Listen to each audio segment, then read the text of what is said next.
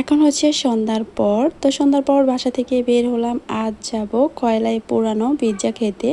তো এখানকার পিৎজাটা অনেক বেশি মজা। তো সন্ধ্যার পর বাসা থেকে বের হয়ে গেলাম।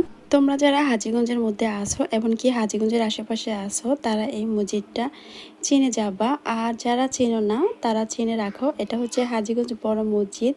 আর হাজীগঞ্জ বড় মসজিদের রাতের সৌন্দর্যটা তোমরা একটু দেখে থাকো, এত বেশি সুন্দর রাতের বেলায় হাজীগঞ্জ বড় মসজিদটা। মসজিদের দিকে তাকালে মনটা যেমন ভালো লাগে, চোখেরও একটা শান্তি পাওয়া যায়। এটা হচ্ছে হাজীগঞ্জ বড় মসজিদের গেট। গেটের অপোজিটে দাঁড়িয়ে আমি হচ্ছে কি একটু ভিডিও করে নিলাম। তারপর চলে আসলাম আমরা এখানে আচার খাওয়ার জন্য।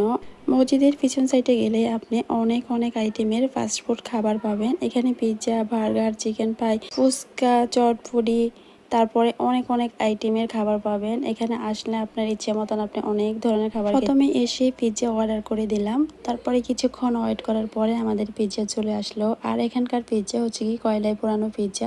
রিজনেবল প্রাইজের মধ্যে পিৎজাগুলো অনেক বেশি মজা, আর কোনো নামি দামি রেস্টুরেন্টের চেয়েও এটা স্বাদ কম না। দেখতেই পাচ্ছেন পিৎজায় অনেক চিজ ব্যবহার করা হয়, সাথে ক্যাপসিকাম, সসেজ, অলিভ এগুলো তো আছে।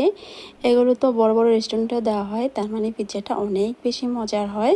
এখানে আমরা সবাই বসে অনেক অনেক মজা করে পিৎজা খাচ্ছি। আর ফ্যামিলি টাইম স্পেন্ড করতে আপনাদের কার কাছে কেমন লাগে? আমার কাছে তো ভীষণ ভালো লাগে।